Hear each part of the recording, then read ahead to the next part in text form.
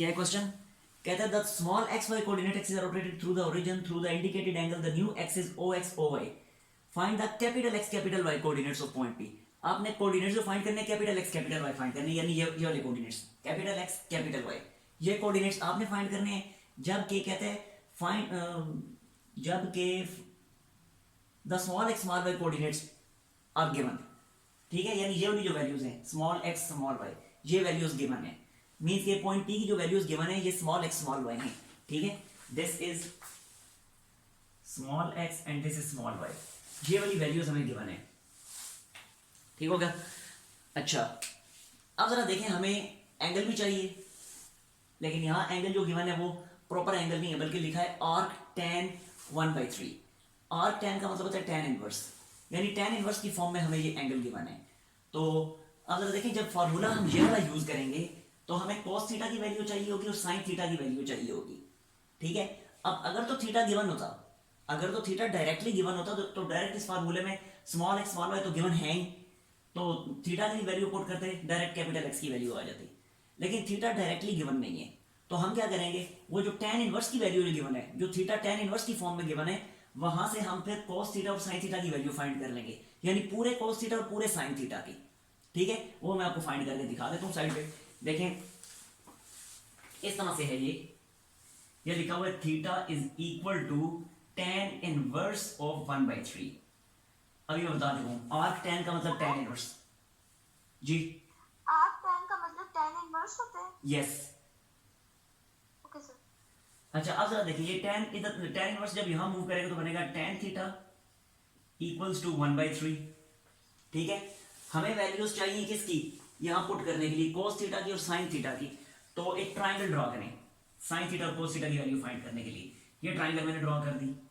Triangle जब मैंने draw की तो किसी भी एक एंगल को थीटा का नाम दे दें, मैं इसे थीटा का नाम दे देता हूं और ये 90 डिग्री है। ठीक हो गया? अब tan थीटा जो होता है हमें पता है वो होता है perpendicular by base, perpendicular by base. अब थीटा के सामने ये परपेंडिकुलर है। ठीक है, तो जो tan theta perpendicular by base होता है तो ऊपर वाली वैल्यू परपेंडिकुलर की हुई ना, तो this is perpendicular, so this is 1, और नीचे वाली वैल्यू बेस की होती है, सो दिस इज बेस 3। ठीक हो गया? अब परपेंडिकुलर भी है, बेस भी है। अब पाइथागोरस थ्योरम यूज करके हम हाइपोटेन्यूज की वैल्यू फाइंड कर सकते हैं। ये हाइपोटेन्यूज जो है इसकी वैल्यू हम फाइंड कर लेते हैं पाइथागोरस थ्योरम से। तो देखें, पाइथागोरस थ्योरम के मुताबिक होता है hypotenuse square is equal to perpendicular square plus base square. So hypotenuse square will be equal to 1 square 1 and 3 square 9। ठीक है, तो hypotenuse will be equal to √10, क्योंकि 10 बनेगा और जब दोनों साइडों का स्क्वायर रूट लेंगे तो हाइपोटेन्यूज आएगा √10। ठीक हो गया? अच्छा, अब जरा ये देखें, हाइपोटेन्यूज की जब हमारे पास वैल्यू आ गई तो अब यहां से sin थीटा और cos थीटा इजीली फाइंड किए जा सकते हैं।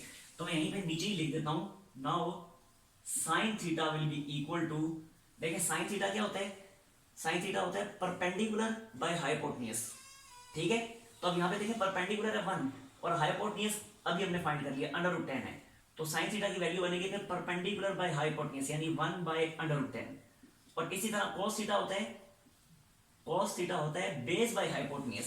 तो देखें बेस क्या है 3 है, तो ये लिखा 3 और हाइपोटेन्यूज जो हम फाइंड कर चुके हैं ये है √10। जी, कोई मसला इसमें या तो पूछ लें। जी नो, क्लियर है बिल्कुल। अच्छा, अब जरा देखें, ऊपर वाले पार्ट में थीटा गिवन है तो हम उससे वैल्यू डालेंगे। यस, उसमें डायरेक्टली वैल्यू आपने पुट कर दी है, बता रहा हूं ना। अगर थीटा गिवन होता तो डायरेक्ट हम यहाँ वैल्यूज पुट कर देते, खत्म, और कैलकुलेटर से sin थीटा और cos थीटा की जो भी वैल्यू बन रही थी वो वैल्यू हम वहां पे लिख लेते। लेकिन यहाँ पे थीटा डायरेक्टली गिवन नहीं था, इसलिए ये वाली टेक्निक हमें यूज करनी पड़ी। कोई मसला तो नहीं अब इसमें?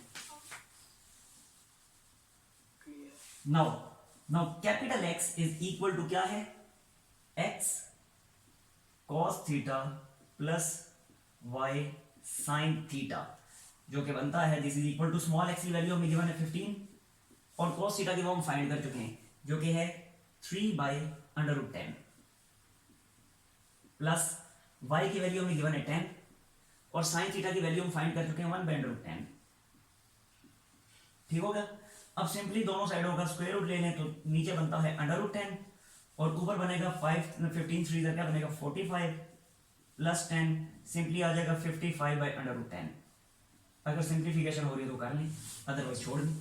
इसी तरह अब अगर y की वैल्यू हमें फाइंड करनी है, now y is equal to y की वो नीचे लिखी हुई है y cos theta minus x sin theta. मेरा ख्याल अब मसला नहीं है, कर लेंगे आप लोग, बस डायरेक्टली वैल्यूज पुट करें, ऐसे ही आंसर फाइंड कर लें, कोई इशू तो नहीं है इसमें। स्क्रीनशॉट ले लें फिर जल्दी से, कोई मसला तो पूछ लें वरना स्क्रीनशॉट ले जल्दी से।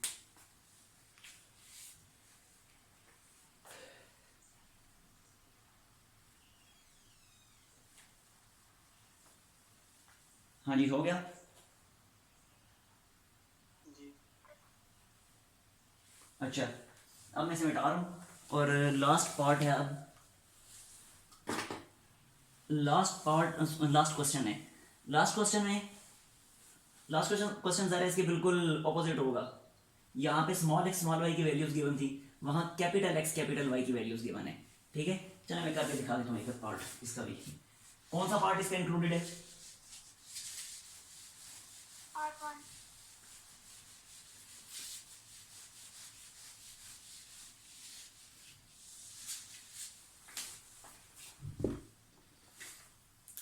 पार्ट 1 t-5 है, जबकि थीटा जो है वो है 30 degree. Question number 4 part number 1 देखें, क्वेश्चन की स्टेटमेंट देख लें। कहता है the small X Y coordinate axis are rotated about the origin through the indicated angle, the new axis are o x o y, find the small X small Y coordinates. अब small X small Y की value find करनी है, यानी ये वाली values. ठीक है, जबकि गिवन कौन सी वैल्यूज हैं? कैपिटल एक्स कैपिटल वाई की वैल्यूज हमें गिवन है, मींस ये है कैपिटल एक्स और ये है कैपिटल वाई, ये वैल्यूज हमें गिवन है और हमें स्मॉल एक्स स्मॉल वाई की वैल्यूज फाइंड करनी है। तो देखें जरा, फिर वही फार्मूला मैं लिखता हूँ, मैं लिख देता हूँ capital X is equal to X cos theta plus Y sine theta. Values put कर दें। कैपिटल एक्स की वैल्यू हमें गिवन है -5 और स्मॉल एक्स की नहीं गिवन, तो स्मॉल एक्स को ऐसे ही लिखेंगे। जबकि थीटा गिवन है तो ये लिखा cos of 30 degree plus y ऐसे ही लिखेंगे क्योंकि इसकी वैल्यू फाइंड करनी है, और sine of 30 degree, sine of 30 degree. ठीक हो गया। Now -5 is equal to x cos 30 क्या होता है? √3/2 होता है, और y sin 30 1/2 होता है। ठीक है, अब ये 2 जो है यहाँ से एलसीएम आ जाएगा, तो ये लिखा -5 इज इक्वल टू x √3 प्लस y डिवाइडेड बाई 2, और ये 2 यहाँ आके मल्टीप्लाई हो जाएगा तो सिंपली बन जाएगा -10 is equal to √3x plus y, और इसे नाम दे दें इक्वेशन नंबर 1 का। अभी यहाँ से हम x या y की वैल्यूज फाइंड नहीं कर सकते क्योंकि इक्वेशन 1 है और अननोन्स 2 हैं। हम, ये मैथमेटिक्स का रूल है कि हम उस वक्त तक अननोन्स की वैल्यू फाइंड नहीं कर सकते जब तक नंबर ऑफ अननोन्स और नंबर ऑफ इक्वेशंस इक्वल ना हो। ठीक है, अब यहाँ इक्वेशन 1 है, अननोन्स 2 हैं, तो नहीं फाइंड कर सकते क्योंकि 2 अननोन्स हैं, इसलिए 2 ही इक्वेशंस हमें चाहिए होंगी। तो इस इक्वेशन को 1 का नाम दे दिया। अब सेकंड इक्वेशन बनाएंगे। अब सेकंड इक्वेशन ये वाली वैल्यू यूज करके हम बनाएंगे, ये वाला फार्मूला यूज करके बनाएंगे। तो देखें, अब ये फार्मूला मैं यूज करता हूँ। Now y is equal to capital Y is equal to y cos theta minus x sin theta. ठीक है, तो कैपिटल Y की वैल्यू गिवन है 3, तो ये मैंने कैपिटल Y की जगह 3 लिख दिया, स्मॉल y ऐसे ही लिखा, और ये लिखा cos of 30 degree minus x sin of 30 degree, again same values, तो ये लिखा 3 is equal to y cos 30 √3/2 minus x sin 30 1/2। ठीक है, अगेन एलसीएम लेंगे, 2 एलसीएम आएगा और एलसीएम लेके यहाँ लाके मल्टीप्लाई करेंगे तो बना 6 is equal to √3y minus x। This is equation number 2। ठीक हो गया। अच्छा, अब ये 2 इक्वेशंस बन गई, अब इन्हें साइमल्टेनियसली सॉल्व करना है। अगर हम x की वैल्यू फाइंड करना चाहते हैं तो y को रिमूव करना पड़ेगा, y की फाइंड करना चाहते हैं तो x को रिमूव करना पड़ेगा। अभी अगर गौर से देखें तो यहाँ x का कोएफिशिएंट √3 है, लेकिन यहाँ x का कोएफिशिएंट 1 है। इसी तरह यहाँ y का कोएफिशिएंट √3 है, लेकिन यहाँ y का कोएफिशिएंट 1 है। तो अगर मैं x को रिमूव करना चाहता हूँ तो x के कोएफिशिएंट्स को सेम बनाना पड़ेगा। यहाँ x का कोएफिशिएंट अगर √3 है तो यहाँ भी मुझे √3 बनाना पड़ेगा। इसलिए इस पूरी इक्वेशन को अंडर रूट 3 से मैं मल्टीप्लाई कर देता हूँ इक्वेशन नंबर 2 को, ठीक है। तो multiplying equation 2 by under root 3, देखें जरा ये मैं लिख देता हूँ equation number 2 multiplied by under root 3। तो जब अंडर रूट 3 से इक्वेशन 2 को मल्टीप्लाई करूंगा तो ये बनेगा 6 अंडर रूट 3। इसी तरह जब ये अंडर रूट 3 से मल्टीप्लाई होगी ये वाली टर्म, तो देखें ये अंडर रूट 3 जब अंडर रूट 3 से मल्टीप्लाई होगा तो सिंपली 3 रह जाएगा, जबकि ये y एज इट इज, और ये अंडर रूट 3 से मल्टीप्लाई होगा तो बनेगा अंडर रूट 3x। और अब इस नई इक्वेशन को मैं इक्वेशन 3 का नाम दे देता हूँ। इस इक्वेशन में कोई मसला तो नहीं है? No sir. अच्छा मैं यहाँ से इसको मिटा रहा हूँ क्योंकि अब इसका काम खत्म हो गया।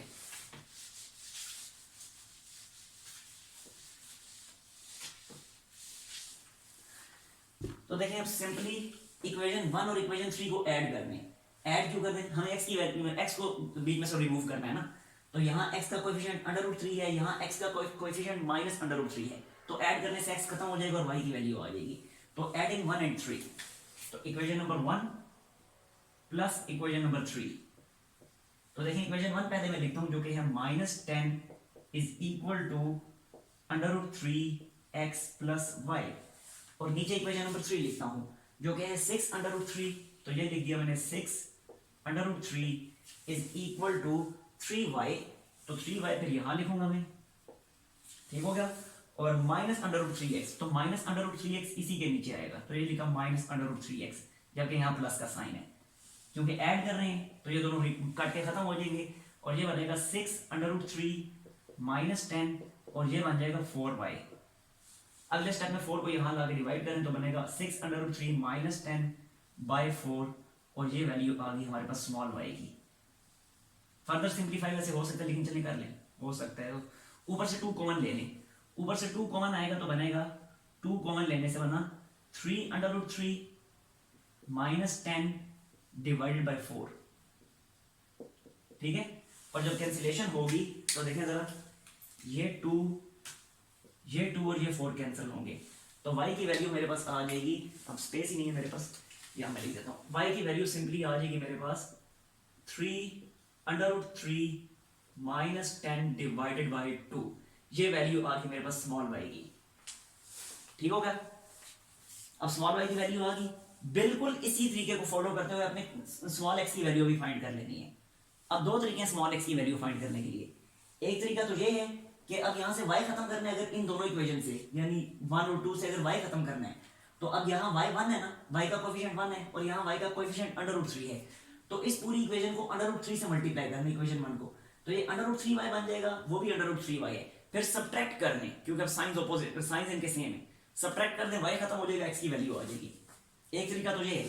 दूसरा तरीका ये है कि सिंपली ये जो y की वैल्यू आई हुई है ना, इस वैल्यू को इन तीनों में से किसी भी एक इक्वेशन में पुट करने, x की वैल्यू आ जाएगी। मुझे बताएं कोई इशू तो नहीं है इसमें, हो जाएगा यहाँ से आगे? Yes sir. बस ठीक है, फिर इसका स्क्रीनशॉट लें और लीव कर दें फिर।